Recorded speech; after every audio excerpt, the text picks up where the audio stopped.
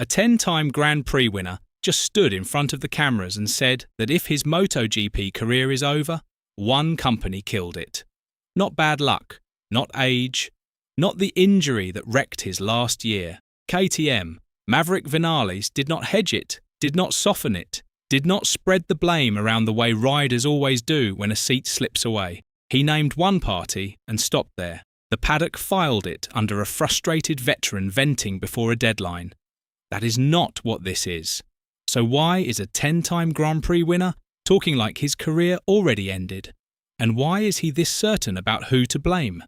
Riders complain about manufacturers constantly. They do it through managers, off the record, in carefully leaked stories that protect the relationship. What they do not do is put their own name on a sentence that blames the factory, out loud, for ending their time in the sport. That is a door you do not get to walk back through. Vinales walked through it anyway. And the timing is what makes it dangerous. There is a clause in his KTM deal that locks him in place until the end of June, while almost every other seat for the new 850cc era is already filled. So this is not a man fighting for leverage. The leverage is already gone. This is a man deciding what the record will say. To understand why, go back to one crash at Sachsenring last year.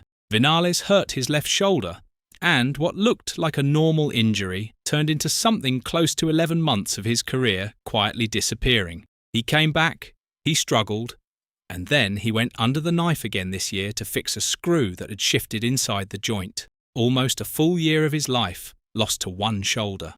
While he was fighting that, the ground moved under him. KTM had told Vinales he was going to the factory team for 2027. That was the plan. Then the plan changed.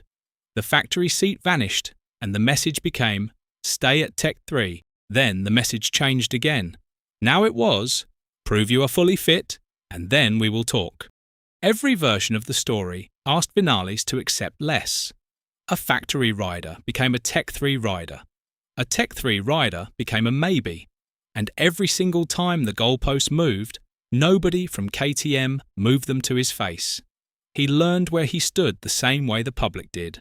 That one detail is where this stops being a contract story and turns into something uglier. Think about what that actually means. A rider does not get told by his own employer that his role is shrinking. He finds out about it secondhand, like a fan. Vinales put it as plainly as it can be put. I found out about all of this from the press, not from anyone else. When a manufacturer stops speaking to a rider directly, it is usually because the decision is already made and nobody wants to say it to him. Then came the test. KTM had a new bike to run at the Monday session in Brno. 2 weeks earlier, they had called Vinales and told him he would be the one to test it. Then they went quiet. They never called back to say the plan had changed. They simply put another rider on that bike and let Vinales work the rest out for himself. He was not asked. He was not told. He was skipped. And here is the part KTM does not want you to connect. The rider they put ahead of Vinales, the one they handed that new bike to while he waited, is Pedro Acosta, the same Pedro Acosta who has already signed to leave for Ducati, the same Pedro Acosta who is publicly tearing into KTM's reliability, whose bike broke down on every single day of that Brno weekend, and who said it himself. We know that we are not in the level to battle with Aprilia and Ducati, and we are just playing with everything we have. So sit with the actual shape of this. KTM throws out a 10-time winner to keep its options open around a bike that is breaking on track. Acosta even warned that the reliability would not be fixed before Sachsenring. That is the project Vinales is being asked to wait quietly behind. KTM's answer to all of it came from motorsport director Pit Beirer, and it gives away more than he probably meant to.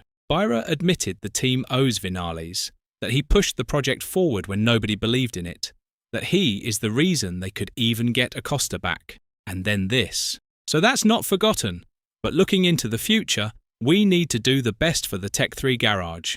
Hear it again. He is grateful, and he is also telling you Vinales is no longer in the future. Both things, in one breath. That word, patient, is carrying a lot of weight. Patience costs KTM nothing. It costs Vinales everything, because the same clause that ties him to KTM runs out at the end of June, and when it does, there may be nothing left to sign. Patience is not a kindness here. It is a countdown. So here is where the whole thing turns. Everyone watching assumed they were watching a negotiation, a veteran pushing, a factory stalling, a deal that snaps together at the last minute the way they always seem to. That is the comfortable version. It is also wrong. Vinales is not negotiating anymore.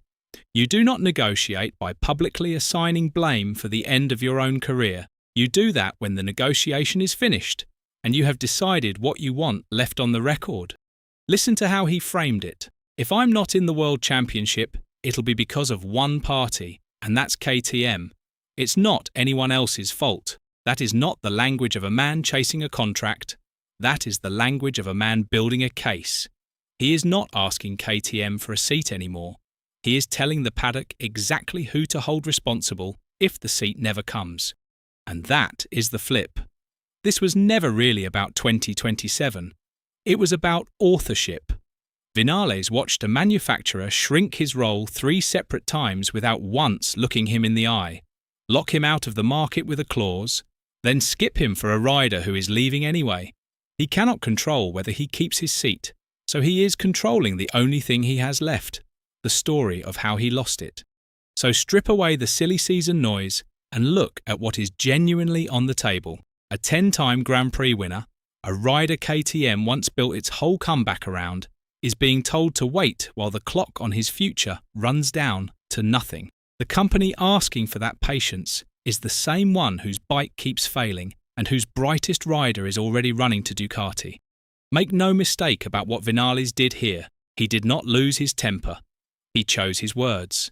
He looked at a manufacturer that left him in the dark, denied him the test, and ran down his clause. And he decided that if this is the end, the sport is going to know exactly whose hands it happened in. That is not a contract gripe. That is a public verdict delivered straight at the people it is about.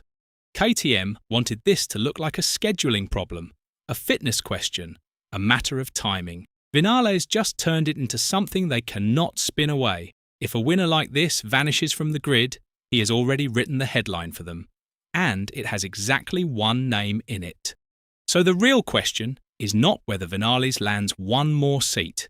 It is whether KTM just let the paddock watch it end a winner's career in real time. Do you think KTM ended Maverick Vinales, or did he end himself? Let us know in the comments below. And once you do that, make sure to click on the video appearing on your screen right now.